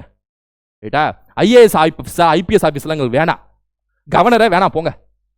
ரைட்டா? இந்த மாதிரி ரொம்ப தீவிரமா கோரிக்கை வைக்க ஆரம்பிச்சாங்க மாநில அரசு மத்திய அரசுட்ட. ஏன்னா ஆர்டிகல்ஸ் எல்லாமே சென்ட்ரல் கவர்மெண்ட் ஃபேவரா தானே இது வரைக்கும் நம்ம பார்த்த வரைக்கும் இருக்கு. ஆர்டிகல்ஸே சொல்லுது, இது தனிப்பட்ட விவரம், ஆர்டிகல்ஸ் அப்படிதான் இருக்கு, அப்படிதான் ஃபேக்ட். அப்ப ஆட்டோமேட்டிக்கா வீக் ஆகக்கூடிய நபர்கள் ஸ்ட்ராங்கா இவ்வளவு இருக்கீங்களே, எங்களுக்கு கொஞ்சம் பாதி கொடுங்க, அதிகாரத்தை எங்களுக்கு கொஞ்சம் பாதி கொடுங்க, லிஸ்ட்டை தூக்கி எங்களுக்கு கொடுங்க அப்படின்னு சொல்லிட்டு இயற்கையாவே அந்த கோரிக்கை வைக்க நடக்கும். அதுலயும் சென்ட்ரல் கவர்மெண்ட் ஒரு கட்சியா இருந்து ஸ்டேட் வேற கட்சியா இருந்தா கன்ஃபார்ம், அப்படிதான் அர்த்தம்.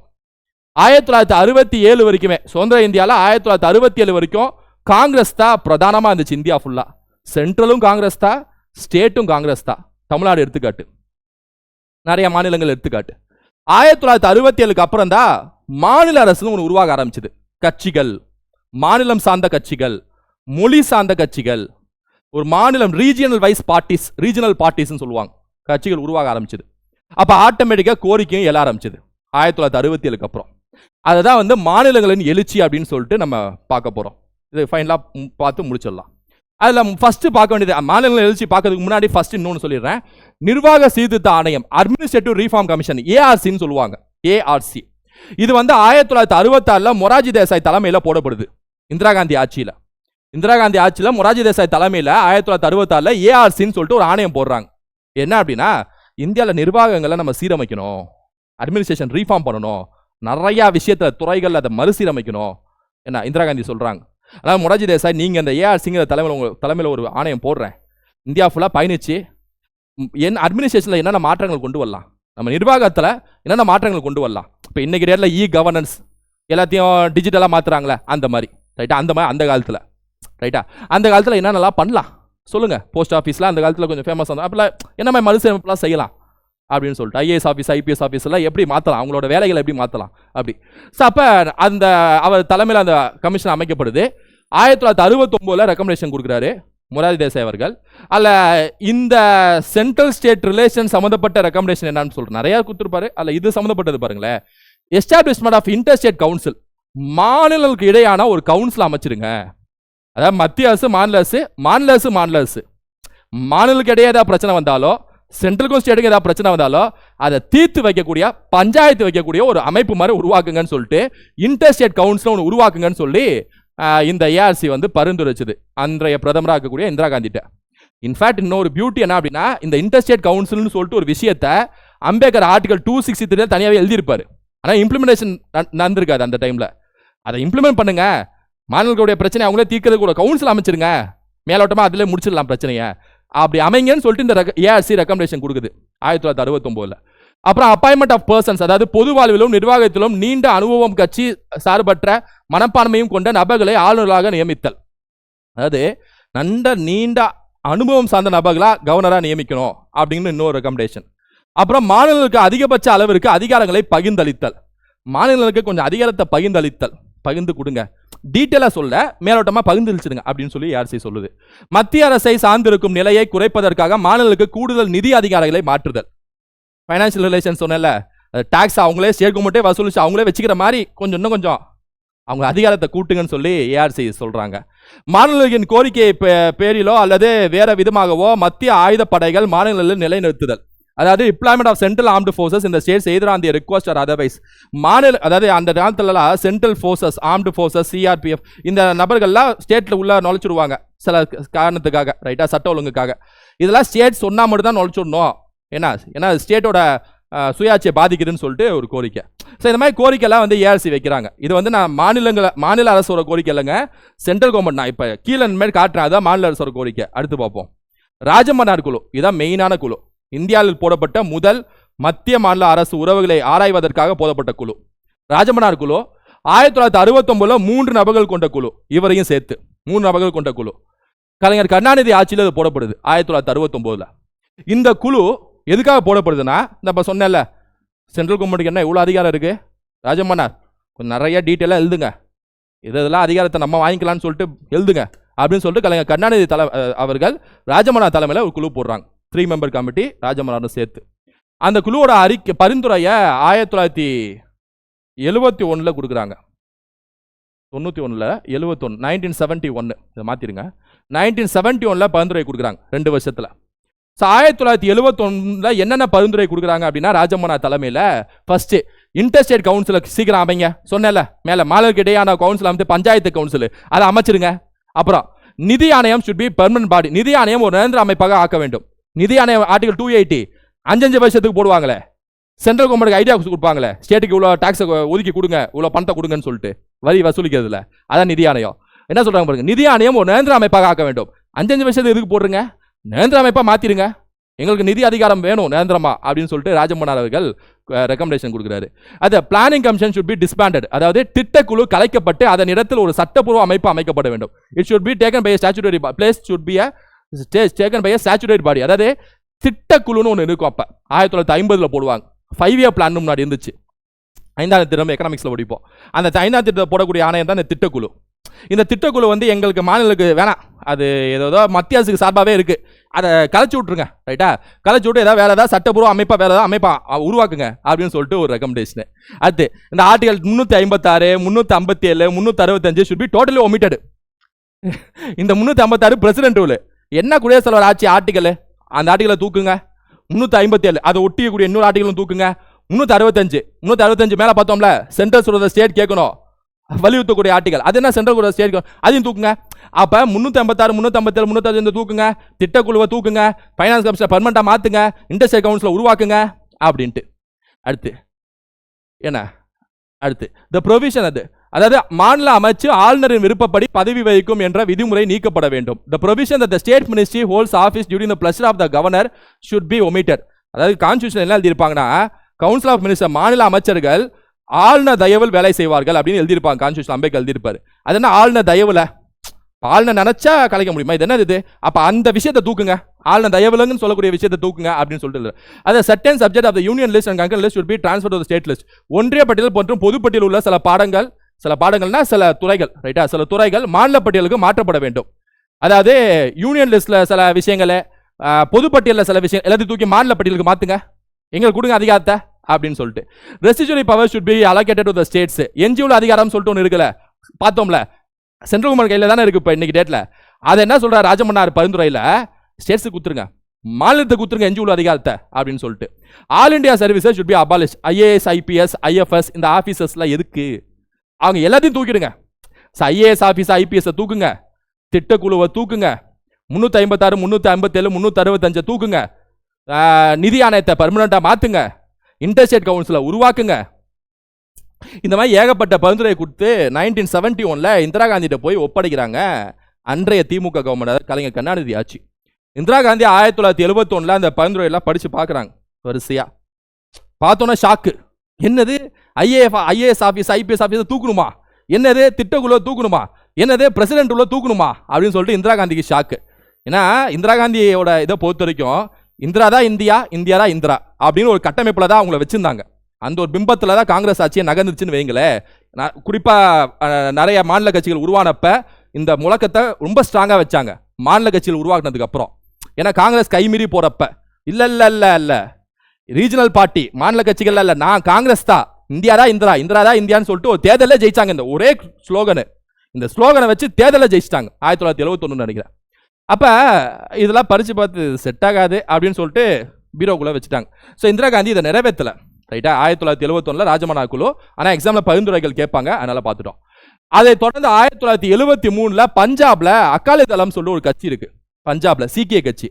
அந்த கட்சி இந்த ராஜமன்னார் பரிந்துரை இருக்குல்ல, இதெல்லாம் நல்லா பார்த்து பொடிச்சு போய் அதே சில கோரிக்கையை 1973 பஞ்சாப்ல ஆனந்தபூர் சாஹிப் அப்படின்னு சொல்லி கூட ஒரு இடம் இருக்கு பஞ்சாப்ல.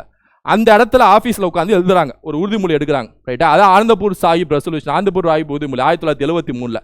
அதுல என்ன சொல்றாங்கன்னா, மத்திய அரசின் அதிகார வரம்பு பாதுகாப்பு, வெளியுறவு, தகவல் தொடர்பு மற்றும் நாணயம் ஆகியவற்றுக்கு மட்டுமே வரையறுக்கப்பட வேண்டும் என்றும் மீதமுள்ள அனைத்து அதிகாரங்களும் மாநிலங்களுக்கே வழங்கப்பட வேண்டும் என்று ஒரே போல போட்டாங்க. என்னன்னா, இந்த சில விஷயங்கள் துறை இருக்குல்ல, பாதுகாப்பு துறை, தகவல் தொடர்பு, வெளியுறவு, இந்த மாதிரி சில விஷயங்களை மட்டும் மத்திய அரசு நீங்க வச்சுக்கோங்க, மத்திய பட்டியலில் வச்சிருங்க, மீதி அத்தனையும் தூக்கி ஸ்டேட் லிஸ்ட்டை தூக்கி போடுங்க அப்படின்னு சொல்லிட்டு ராஜமன்னார் குழு பரிந்துரையோட ஒரு படி மேலே போயிட்டு பஞ்சாப்ல அகாலி தளம் கட்சி பரிந்துரை வைக்கிறாங்க 1973. அது மாதிரி state constitution should not be where federal, அது மாதிரி சில விஷயங்கள், ரைட்டா. மேற்கு வங்க தீர்மானம், இது வந்து 1977 மேற்கு வங்காளத்தில் கம்யூனிஸ்ட் கவர்மெண்ட் வச்ச கோரிக்கை. மேற்கு வங்காளத்தில் 1950லேருந்து 2000 வரைக்கும் கம்யூனிஸ்டோட கோட்டை மேற்கு வங்காளம், ரைட்டா. அதுக்கப்புறம் மம்தா பானர்ஜி அவர்களுக்கு போயிருக்கோம், அப்புறம் இப்போ பிஜேபி கையில் போயிருக்கோம். மேற்கு வங்க தீர்மானம் 1977 அதே கோரிக்கை தான் வைக்கிறாங்க. யூனியன்கிற பேரை வந்து ஃபெடரல்னு மாத்துங்க, அதாவது ஒன்றியம்ங்கிற பேரை கூட்டாட்சின்னு மாத்துங்க. கான்ஸ்டியூஷன் எதுக்கு ஆர்டிகல் 1ல இருக்கு, இந்தியா யூனியன் ஆஃப் ஸ்டேட்ஸ் இருக்கு, அதை ஃபெடரல் ஆஃப் ஸ்டேட்ஸ் மாத்துங்கன்னு சொல்லி எந்த கோரிக்கை யார் வச்சிருப்பாங்க கேட்பாங்க, வெஸ்ட் பெங்கால் வச்சிருப்பாங்க 1977. மையத்தின் அதிகார வரம்பு பாதுகாப்பு அதேதான், அந்த இதில் தவிர மீதி எல்லாத்தையும் மாநில பட்டியலில் போடுங்கன்னு சொல்லிட்டு அகாலிதளம் சொன்னாங்களே ஆனந்தபூ சாஹிப் உறுதிமொழி, அதே தான் மேற்கு வங்காளத்திலேயும் இந்த கட்சி சொல்லியிருப்பாங்க, கம்யூனிஸ்ட் கட்சி. எஞ்சிய அதிகாரம் உட்பட மற்ற அனைத்து விடயங்களும் மாநில அதான் ரெசிடியூரி பவர்ஸை தவிர மீதி எல்லாமே வந்து ஆல் சப்ஜெக்ட் இன்க்ளூடிங் எஞ்சியுள்ள அதிகாரமும் சேர்த்து எல்லாத்தையும் தூக்கி மாநில பட்டியலில் போடுங்க அப்படின்னு சொல்லிட்டு சொல்றாங்க. அப்புறம் 356, 357, 360 இது மூணையும் தூக்குங்க. ஏத்தால ராஜமன்னா சொன்னதுல ஒரு 2 பரிந்துரை வந்துருச்சு, ரைட்டா. இது மூணுமே காலத்தின் அடிப்படையில் எக்ஸாம்ல கேட்பாங்க. மேற்கு வங்காளம் 1977 கம்யூனிஸ்ட் கவர்மெண்டோட கோரிக்கை, அகாலிதளம் வந்து அதாவது ஆனந்தபூ சாஹிப் வந்து 1973, ராஜமன்னார் 1969. ஓகே, இது 3 பார்த்தோம்ல. ஏன்னா இது எல்லாமே மாநில அரசு கோரிக்கை வச்சது. இதெல்லாத்தையும் சேர்த்து மத்திய அரசு என்ன செய்வாங்க அப்படின்னா, சரி நீங்க என்ன கேட்குற சொல்றது, நானே போடுறேன் ஆணையத்தை, நானே சென்ட்ரல் ஸ்டேட் ரிலேஷனை செக் பண்றதுக்கு உங்களுக்கு எவ்வளோ கொடுக்கலான்னு சொல்லிட்டு, மாநில அரசுக்கு எவ்வளோ அதிகாரத்தை பகிர்ந்து கொடுக்கலான்னு சொல்லிட்டு நானே ஒரு ஆணையம் போடுறேன்னு சொல்லிட்டு இந்திரா காந்தி அவர்கள், முன்னாள் பிரதமர் இந்திரா காந்தி அவர்கள் சர்க்காரி ஆணையம் சொல்லிட்டு ஒரு ஆணையம் போடுறாங்க. 1983 அந்த ஆணையம் போடுறாங்க. 1983 அவங்களோட ஆட்சி தான், ரைட்டா. ஸோ அப்போ அவங்க ஆணையம் போடுறாங்க, சர்க்காரி ஆணையம் 1983 போடுறாங்க சென்ட்ரல் ஸ்டேட் ரிலேஷனை செக் பண்ணுறதுக்கு. அதில் வந்து சிவராமன் சேன் அப்படின்னு சொல்லக்கூடிய 2 நபர்கள் உறுப்பினராக இருக்காங்க. இது எக்ஸாம்பிள் கேட்பாங்க. சர்க்காரியா சிவராமன் சேன் மொத்தம் 3 நபர்கள் கொண்ட குழு. அவங்க வந்து மொத்தம் ஒரு 247 ரெக்கமெண்டேஷன் கொடுக்குறாங்க சர்க்காரி ஆணையம். அந்த ரெக்கமெண்டேஷன் எல்லாமே கொஞ்சம் தொட்டும் தொடாமலே அப்படின்னு சொல்லிட்டு பாருவாங்க, அதுமாதிரி தொட்டும் தொடாத மாதிரி கொடுத்துருப்பாரு சர்க்காரி. அப்போ பாருங்களேன், நாட்டின் ஒற்றுமையும் ஒருமைப்பாட்டையும் வலுப்படுத்த மும்மொழி சூத்திரத்தை கடைபிடிப்பாக பின்பற்ற வேண்டும் என்ற இதுக்காக இந்த strict adherence to tri language formula to strengthen the unity and integrity of the country. Tri language formula இது கொஞ்சம் ஸ்ட்ரிக்டா இருக்கு. ட்ரை லாங்குவேஜ் ஃபார்முலா 3 மொழிகள் படிக்க வேண்டும், மும்மொழி திட்டம். அதை எதிர்த்து தான் அண்ணா அவர்கள் இருமொழி திட்டம் தமிழ்நாட்டில் நிலைநாட்டுவார். அதை கொண்டு வாங்கன்னு சொன்னது இது சர்க்காரி ஆணையத்தோட பரிந்துரை. இன்டர்ஸ்டேட் கவுன்சிலை வந்து உருவாக்குங்க, அது இன்டர் கவர்மெண்டல் கவுன்சில் பேரில் உருவாக்குங்கன்னு சொல்லி சொல்றாங்க 263. இதெல்லாம் ஓகே தான்.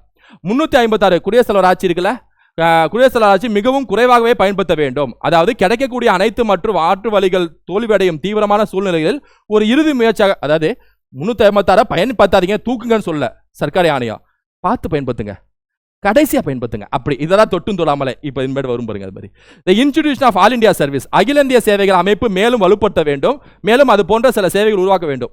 ஆல் இந்தியா சர்வீஸ்ல தூக்கிடாதீங்க, லைட்டா வலுப்படுத்த செய்யுங்க. அதான் தொட்டும் தொடாமலே. அது வரி விதிப்பு தொடர்பான எஞ்சிய அதிகாரங்கள் பாராளுமன்றத்திலுமே தொடர்ந்து இருக்க வேண்டும். அதே நேரத்தில் மற்ற எஞ்சிய அதிகாரங்கள் பொதுப்பட்டியலில் சேர்க்க வேண்டும். Residuary powers of taxation should be continued to remain with the parliament, but other residuary powers should be placed in the concurrent list. இது கொஞ்சம் நல்ல ஸ்ட்ராங்கானது தான். அதாவது எஞ்சியுள்ள அதிகாரம் சொன்னேன்ல, அந்த எஞ்சியுள்ள அதிகாரத்திலேயே வரி சார்ந்த விஷயம் சென்ட்ரல் கவர்மெண்ட் இருக்கட்டும், மீதி ஏதாவது வந்துச்சுன்னா தூக்கி பொதுப்பட்டியலில் போட்டு விடுங்க, ரைட்டா அப்படின்னு சொல்லிட்டு சொல்றாங்க. அப்புறம் குடியரசுத் தலைவர் மாநில மசோதாக்களுக்கு ஒப்புதல் அளிக்க மறுக்கும் பட்சத்தில் அதற்கான காரணங்கள் மாநில அரசுக்கு தெரிவிக்க வேண்டும். அதாவது இந்த கவர்னர் வந்து பிரசிடென்ட்டுக்கு ரிசர்வ் பண்ணுவார பில்ஸை, அப்ப பிரசிடென்ட் வந்து என்ன முடிவு வேணா எடுக்கலாம், சும்மா நிறுத்தி கூட வைக்கலாம், அதுக்கான காரணத்தை மாநில அரசு கொடுக்கணும் அப்படின்னு சொல்லக்கூடிய அந்த விஷயம் சொல்றாரு. அப்புறம் நேஷனல் டெவலப்மெண்ட் கவுன்சில், தேசிய வளர்ச்சி குழுன்னு ஒன்று இருக்கு. இந்த பிளானிங் கமிஷனோட திட்டத்தை நிறைவேற்றக்கூடிய குழு இந்த குழு தான். இதோட பெயரை மட்டும் மாற்றணும்னு சொல்றாரு, தேசிய பொருளாதாரம் மற்றும் வளர்ச்சி குழுன்னு சொல்லிட்டு சர்க்காரியா சொல்றாங்க. ஜோனல் கவுன்சில், கூட்டாட்சி உணர்வை ஊக்குவிக்கும் வகையில் மண்டல சபைகள், மண்டல கவுன்சில் சொல்லிட்டு இன்னைக்கு டேட்ல இருக்கு. அதாவது ஒவ்வொரு மண்டலத்துக்கு வெஸ்ட் இந்தியாவை வந்து மேற்கு மண்டலம் கிழக்கு மண்டலம் பிரிப்போம்ல, அதாவது ஒவ்வொரு மண்டலத்துக்கும் ஒரு கவுன்சில், நார்த் ஈஸ்ட் இந்தியாவுக்கு ஒரு கவுன்சில் அந்த மாதிரி உருவாக்குங்கன்னு சொல்லி சர்க்காரியா சொல்றாரு. Centre should control the states before making the law and subject on the concurrent list. பொதுப்பட்டியலில் ஒரு விஷயத்தை நாடாளுமன்றம் சட்டமா போடணும் அப்படின்னா மாநிலத்திட்ட பெர்மிஷன் கேட்கணும்னு சொல்லி கேட்குறாங்க. இதெல்லாம் ஓகே, ஸ்ட்ராங்காக தான் இருக்கு. சில விஷயம் தொட்டும் தொடாமல் இருக்கு, பாதி விஷயம், ரைட்டா. The governor cannot dismiss the council of ministers so long as commands a majority in the assembly. அது இதான் மெயின், ரைட்டா. 2026 தேர்தலுக்கு இது ஒரு மெயினான பாயிண்ட். மெஜாரிட்டி இருக்கிற வரைக்கும் சட்டசபையை கலைக்கக்கூடாது ஆளுநரை பொறுத்த வரைக்கும். இது பொம்மை கேஸ்னு ஒரு கேஸ்ல அதை சொல்லியிருப்பாங்க. ஸோ சென்ட்ரல் கவர்மெண்ட் இது எல்லா பரிந்துரைகளையும் எடுத்துட்டு 150 பரிந்துரையை நிறைவேற்றிருக்காங்க. இந்த பரிந்துரை எப்போ கொடுத்துருப்பாங்க சர்க்காரியா அப்படின்னா 1987 கொடுத்துருப்பாங்க, 4 வருஷம் கழிச்சு. அதுக்குள்ள இந்திரா காந்தி இறந்து போயிடுவாங்க, ராஜீவ்காந்தி ஆட்சி நடக்கும், அப்போ கொடுத்துருப்பாங்க. அப்போ ராஜீவ்காந்தி 150 பரிந்துரையை நிறைவேற்றுவார் 247. நல்ல ஒரு சக்ஸஸ் தான். ஆனால் ராஜமன்னார் கமிட்டியோ வெஸ்ட் பெங்கால் கம்யூனிஸ்ட் போட்ட விஷயமோ உறுதிமொழியோ ஆனந்த சுப்பராவ் எதுவும் பண்ணியிருக்க மாட்டாங்க. இவங்களே ஒரு ஆணையம் போட்டிருப்பாங்களே, அவங்க ஒரு பரிந்துரை கொடுத்துருப்பாங்களே, அதை தான் நிறைவேற்றிருக்காங்க.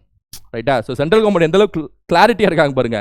நீங்கள் போடுறதை நிறைவேற்றினா எங்களோட பவரை இதாகும், நாங்களே போட்டு நாங்களே முடிவெடுத்து உங்களுக்கு கொடுக்குறோம் அப்படின்னு சொல்லிட்டு. அதே மாதிரி புஞ்ச் ஆணையம் சொல்லிட்டு 2007 ஒரு ஆணையம் அமைப்பாங்க, புஞ்ச் ஆணையம் அப்படின்னு சொல்லிட்டு. இந்த ஆணையம் ஒன்று இருக்குது. ரைட்டா? செக்ரட்டரி 2010 அதே விஷயத்தை தான் சொல்லியிருப்பாங்க. சும்மா ரீட் விட்ருக்கேன். ரைட்டா? இதுக்கான பிடிஎஃப் தரேன், ரீட் விட்ருக்கேன். ஸோ ஓகே ஸ்டூடெண்ட்ஸ், இதோட வந்து நம்ம இந்த சென்டர் ஸ்டேட் ரிலேஷன் அப்படிங்கிறது முடிச்சிட்டோம். ரைட்டா? சென்டர் ஸ்டேட் ரிலேஷனே முடிஞ்சு. மத்திய மாநில அரசு உறவுகள் இது ஒரு சுமார் ஒரு 1 hour போயிருக்குன்னு நினைக்கிறேன் இந்த வகுப்பு. பரவாயில்ல, இருக்கட்டும். ஒரு கிளாரிட்டி உங்களுக்கு கிடச்சிருக்கும். ரைட்டா? ஸோ அந்த கிளாரிட்டியை வச்சுட்டு ஏதாவது புரியல அப்படின்னா ரீவைண்ட் பண்ணி பாருங்கள். ஏன்னா எங்கெங்கெல்லாம் சில விஷயம் சொல்கிறோன்னா அதுக்கான தனி டாப்பிக்கே தனித்தனியாக இருக்கும். அது எல்லாம் தெரிஞ்சுட்டு இது வந்தீங்கன்னா கொஞ்சம் ஈஸியாக இருக்கும். ஸோ ஓகே, இதனாலும் பரவாயில்ல, முடிஞ்ச அளவுக்கு சொல்லியிருக்கேன். திரும்ப ரீவைண்ட் பண்ணி பாருங்கள். ஒரு நிறுத்தி நிதானமாக நான் சொல்கிற வார்த்தைகளை நிறுத்தி நிதானமாக கேட்டிங்கன்னா கண்டிப்பாக இதை நோட்ஸ் எடுத்து படிச்சிங்கன்னா கண்டிப்பாக யூஸ்ஃபுல்லாக இருக்கும். ரைட்டா? சரி, இதை உங்கள் ஃப்ரெண்ட்ஸுக்கு ஷேர் பண்ணுங்கள். அடுத்த வீடியோவில் சந்திக்கிறேன். Thank you students. புதுசு புதுசு எல்லாமே புதுசு. புது ஆட்சி, புது மாற்றம், புது வாழ்க்கை. குரூப் 4 மற்றும் குரூப் 2 படிக்கும் மாணவரா நீங்கள், உங்களுக்கு ஒரு புதிய ஆரம்பம். இந்த வருடமே போஸ்டிங் வாங்குவதற்கு ஒரு பிரம்மாண்ட ஆஃபர் லான்ச் செய்யப்பட்டுள்ளது. குருநாத் IAS அகாடமி வழங்கும் தலைமை பேட்ச் லான்ச் செய்யப்பட்டுள்ளது. தரமான ஸ்டடி பிளானுடன் கிளாसेस, டெஸ்ட், PDF மற்றும் பாக்கெட் நோட்ஸ் வழங்கப்படும். வகுப்புகளை எடுப்பது உங்கள் சதீஷ் குருநாத் அவர்கள். இந்தியாவில் முதல் முறையாக ஆப்ஷன் இன்வெஸ்டிகேஷன் மெத்தட் ட்ரிக்ஸ் வழங்கப்படும். Story board, concept, emotions boost, shortcuts ஆகிய அனைத்தும் அடங்கிய வகுப்புகள். தலைமை பேட்சிற்கு ஒரு பிரம்மாண்ட ஆஃபர் லான்ச் செய்யப்பட்டுள்ளது. ஆஃபர் தொகை 2200 ரூபாய் மட்டுமே. தலைமை பேட்ச் கடைசி தேதி மே 20 தலைமை பேட்சில் இணைய ஐ வாண்ட் டு ஜாயின் தலைமை பேட்ச் என வாட்ஸ்அப் செய்யுங்கள். உங்களை அரசு அதிகாரியாக மாற்ற போகும் தலைமை பேட்ச்.